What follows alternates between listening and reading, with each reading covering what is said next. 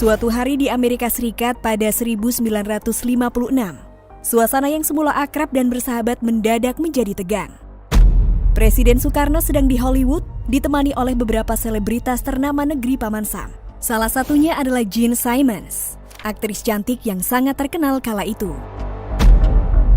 Barangkali bermaksud mengakrabkan diri dengan sang tamu agung dan terhormat yang didampinginya itu, Simmons mengungkapkan keinginannya untuk berkunjung ke Jakarta suatu saat nanti. Nanti di Jakarta saya ingin naik becak, selorohnya. Dikutip dari buku Kasino bernama Kepulauan Seribu tahun 2007, halaman 191 karya Alwi Sahab. Tanpa diduga Soekarno ternyata tidak berkenan dengan ucapan Simmons. Ia marah dan menghardik artis berkebangsaan Inggris itu. Bekerja menarik becak, tukas Bung Karno, tidak pantas dibanggakan, apalagi dijadikan ikon Jakarta sebagai ibu kota Indonesia. Baginya, profesi sebagai tukang becak adalah bentuk nyata dari penghisapan manusia oleh manusia lainnya. Perkara penarik becak yang dianggap sebagai pekerjaan yang tidak manusiawi itu kembali disinggung Soekarno ketika menjamu Duta Besar Amerika Serikat untuk Indonesia, Howard P. Jones, sepulangnya ke Jakarta. Dalam menuju masyarakat yang adil dan makmur, tidak boleh lagi ada penghisapan manusia oleh manusia, tegas Presiden.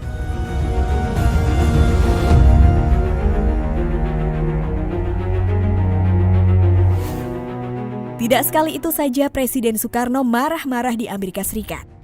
Lain waktu pada 1960, ia mencak-mencak lagi di negara adikuasa tersebut.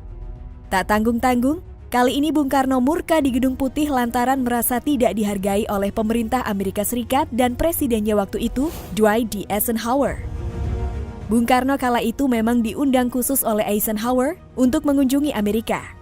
Bisa jadi Eisenhower ingin lebih dekat lantaran selama ini Soekarno cukup sering mengkritik negaranya. Bung Karno pun menyanggupi untuk datang sesuai jadwal. Dikisahkan oleh Cipta Lesmana dalam buku Dari Soekarno sampai SBY tahun 2009, Bung Karno sudah merasa janggal dan kurang nyaman usai mendarat di Washington. Ternyata bukan Eisenhower yang menyambut kedatangannya sebagaimana protokol yang berlaku di Amerika saat itu, ketika sesama kepala negara berkunjung. Tentu saja Presiden Soekarno kecewa. Namun Presiden Soekarno berusaha untuk memakluminya. Kemarahan Bung Karno meledak ketika kejadian nyaris serupa terulang lagi di Gedung Putih. Soekarno dijadwalkan bertemu dengan Eisenhower pada pukul 10 pagi waktu setempat. Jam 9.58 ia sudah tiba di Gedung Putih, kemudian duduk menunggu Eisenhower. Menit demi menit berlalu, Soekarno masih bertahan. Pukul 10.25, Bung Karno mulai gelisah karena Eisenhower tidak kunjung menampakkan dirinya. Dan 5 menit kemudian, genap 30 menit menunggu, murkalah sang pemimpin besar revolusi itu.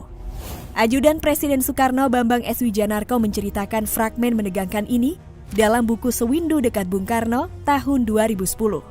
Soekarno mendatangi petugas protokoler lantas menghentak, "Apa-apaan ini? Kalian yang menetapkan pertemuan pukul 10. Hingga pukul 10.30 presiden kalian belum datang juga. Apakah kalian memang bermaksud menghina saya? Sekarang juga saya pergi," bentak Soekarno.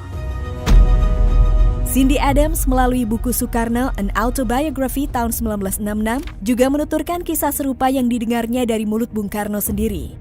Setelah Soekarno mengancam pergi, petugas protokoler Gedung Putih bergegas meminta maaf kemudian masuk ke dalam ruangan. Tak lama berselang Eisenhower keluar dan mempersilakan Soekarno masuk bersamanya. Namun tidak ada kata maaf yang terucap dari Presiden Amerika Serikat itu.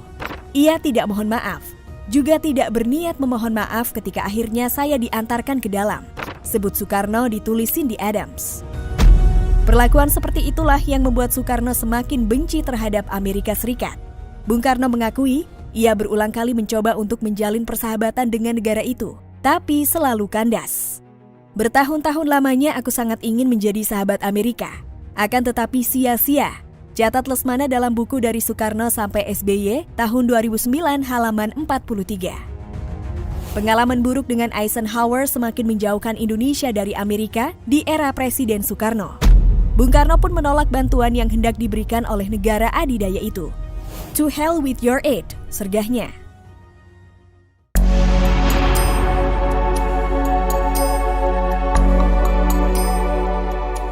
Berbeda dengan presiden-presiden Indonesia setelahnya, Soekarno memang bertipikal paling lugas dan tegas, lebih ekspresif, berkarakter keras tanpa tedeng aling-aling dalam meluapkan perasaannya termasuk kemarahan. Dan murka Bung Karno tidak pandang bulu. Ia bisa marah kepada siapapun atau dalam persoalan apapun yang tidak berkenan di hatinya. Presiden Soekarno pernah murka di forum internasional sekelas Sidang Umum Perserikatan Bangsa-Bangsa yang dihadiri oleh lebih dari 100 orang kepala negara dari seluruh dunia. Dengan suara keras bak gelegar halilintar, ia mengecam negara-negara barat yang disebutnya tidak adil terhadap negara-negara berkembang.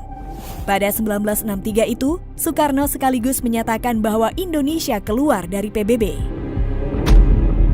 Di periode yang sama, Soekarno juga meluapkan kemurkaannya terhadap Malaysia. Negeri tetangga yang masih serumpun ini dituding Bung Karno sebagai negara boneka, antek bangsa-bangsa kapitalis, terutama Inggris dan Amerika. Soekarno tambah murka saat mendengar para pengunjuk rasa anti-Indonesia di negeri jiran membawa-bawa lambang negara Garuda Pancasila ke depan Gedung Kedutaan Besar Republik Indonesia atau KBRI di Kuala Lumpur dan merobek-robek foto dirinya. Bahkan para demonstran kemudian membawa Garuda Pancasila kepada Perdana Menteri Malaysia itu, Tunku Abdul Rahman, dan memaksanya untuk menginjak salah satu simbol kehormatan bangsa Indonesia tersebut. Kampanye ganyang Malaysia pun menjadi luapan amarah Presiden Soekarno kala itu. Kemarahan Soekarno memang tak memandang apapun dan siapapun. Terhadap Ketua CC Partai Komunis Indonesia atau PKI, DN Aidit pun ia pernah murka pada suatu upacara peringatan kemerdekaan RI.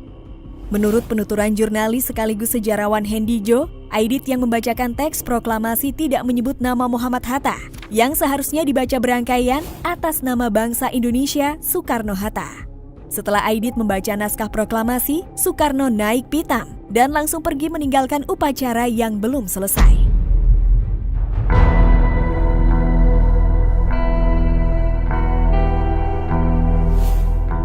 Soekarno pernah pula mendapat fitnah keji yang membuatnya meradang.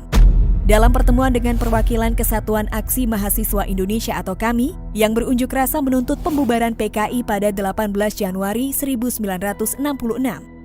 Soekarno mempersoalkan coret-coret dan selebaran terbuka yang berisi fitnah terhadap salah satu istrinya Hartini. Coret-coret dan selebaran itu menyebut bahwa Hartini sebagai Gerwani Agung. Seperti diketahui, Gerwani atau Gerakan Wanita Indonesia adalah organisasi sayap perempuan pendukung PKI. Tak hanya di Jakarta, tembok rumah Hartini di Bogor pun tak luput dari aksi vandalisme tersebut. Bung Karno juga pernah kesal kepada kakak kandungnya Sukarmini Wardoyo, hanya gara-gara Mbak Yunya itu sering berlatih tenis. Soekarno marah karena menurutnya tenis adalah permainan mewah yang jauh dari kondisi rakyat Indonesia saat itu. Namun hubungannya dengan Sukarmini tetap saja harmonis karena kemarahan Bung Karno itu ibarat pertanda kasih sayang. Di samping itu Sukarmini adalah kakak satu-satunya Bung Karno, juga sering ikut menjaga dan merawat anak-anaknya. Masih banyak kejadian kemarahan Soekarno lainnya semasa menjabat sebagai Presiden Indonesia. Terlebih setelah peristiwa G30S 1965 yang meruntuhkan pamor sang penyambung lidah rakyat Indonesia, lantaran berbagai kabar miring yang belum tentu valid kebenarannya. Namun Bung Karno murka tentu ada alasannya. Apabila Bung Karno yang bertabiat keras saja sering marah-marah, maka sepertinya wajar jika presiden-presiden berikutnya yang berkarakter lebih kalem terkadang terpancing pula emosinya. Karena presiden juga manusia.